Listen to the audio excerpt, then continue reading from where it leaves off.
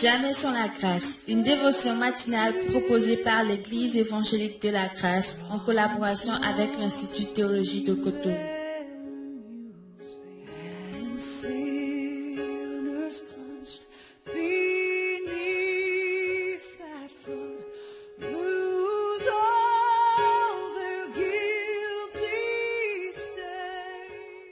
Bonjour chers amis, chers internautes, réel plaisir pour nous de vous savoir nombreux dans cette nouvelle dévotion pour cette nouvelle semaine.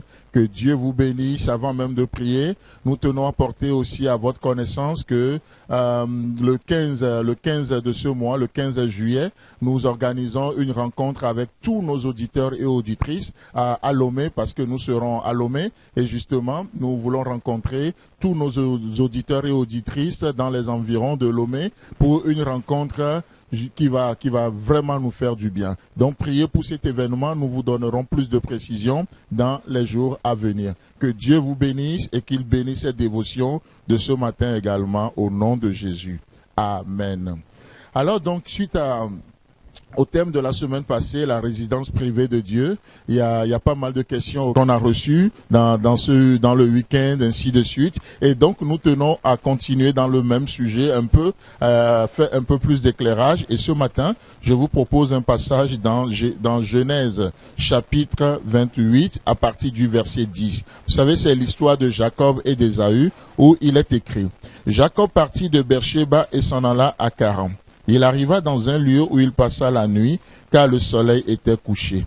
Il y prit une pierre dont il fit son chevet, et il se coucha dans ce lieu-là. Jacob s'éveilla de son sommeil et dit: Certainement l'Éternel est en ce lieu, et moi je ne le savais pas. Il eut peur et dit que ce lieu est redoutable. C'est ici la maison de Dieu, c'est ici la porte des cieux. Et le verset 19 dit: il donna à ce lieu le nom de Bethel. Mais la ville s'appelait auparavant Luz. Amen.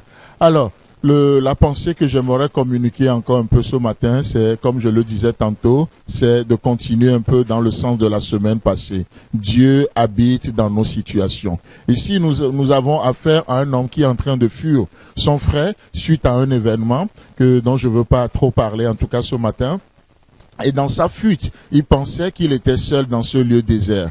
Et donc, du coup, il ne pouvait plus avancer. Oh, Jacob qui pensait être sage, Jacob qui pensait avoir toute la connaissance, la science, tout ce qu'il faut, et il a volé ce droit d'aînesse. Il se retrouve dans un lieu désert. Et comme cela ne suffisait pas, il est dit qu'il arriva dans un lieu où il passa la nuit, car le soleil était couché. Oh, le soleil faisait sombre. Donc, du coup, Jacob ne pouvait plus avancer. Vous savez quoi? Il arrive aussi des moments dans nos vies où il nous semble que le soleil se couche. Il nous semble que oui, on doit passer des nuits à des endroits où on ne peut plus continuer, où on a de la peine à évoluer. Mais laissez-moi vous dire que Dieu n'est pas moins à côté de nous dans ces moments que les autres fois. Et c'est ce que Jacob va vivre ici. Il va faire une expérience particulière. Et dans ce lieu, il va rencontrer Dieu. Il va avoir une vision d'une échelle qui quitte la terre, qui touchait le ciel. Et quand Jacob va se réveiller, il va faire une déclaration extraordinaire.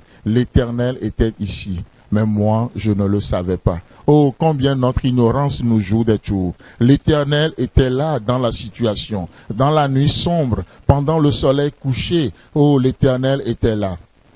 L'Éternel est là. Je ne sais pas trop quelle ténèbre envahit ta vie. Je ne sais pas trop quel moment tu es en train de passer. Mais une chose est sûre, c'est que l'Éternel est là. Et Jacob dit, mais moi, je ne le savais pas. Combien j'ignore, combien nous ignorons sa présence. Et du coup, quand Jacob va se réveiller, il va faire quelque chose d'extraordinaire. Cette ville qui s'appelait Luz, Luz, ça veut dire amandier. Ça n'a rien de particulier, rien de divin, rien d'extraordinaire. Mais parce que Jacob a fait une rencontre particulière à cet endroit. Oh, ce lieu Luz, Jacob va lui changer de nom. Il va le nommer désormais Bethel, ce qui veut dire la maison de Dieu. Quel nom donnes-tu à tes situations? Quel nom donneras-tu à tes situations?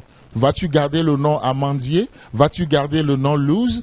Oh, le désir de Dieu, c'est que nous changeons le nom que nous donnons aux choses. Le désir de Dieu, c'est que nous confessons autre chose. Le désir de Dieu, c'est que nos louses deviennent des Bethel, la maison, les endroits où Dieu habite. Laissez-moi vous dire, lorsque nous rencontrons Dieu dans l'ordinaire, oh, il devient extraordinaire. Lorsque nous rencontrons Dieu dans le naturel, ça devient du surnaturel. Oh, peut-être vous rentrez dans cette journée. Cette journée n'a rien juste qu'une journée comme les autres pour vous. Mais laissez-moi vous dire que Dieu, la rencontre avec Dieu, la présence de Dieu dans cette journée à vos côtés peut faire toute la différence. Ça peut tout changer ce matin. Soyez abondamment bénis. L'Éternel est dans ce lieu. L'Éternel est avec toi. Lève-toi et va de l'avant. Que Dieu te bénisse. Amen. C'est tout le temps que nous avons. Si vous avez aimé cette dévotion, parlez-en à vos amis. Parlez-leur du message de la grâce et de ce qu'il fait dans vous. Pour un sujet de prière, une question ou plus d'informations, contactez-nous. Téléphone 64 88 35 87 ou 96 42 69 05 ou par WhatsApp au 94 75 80 20.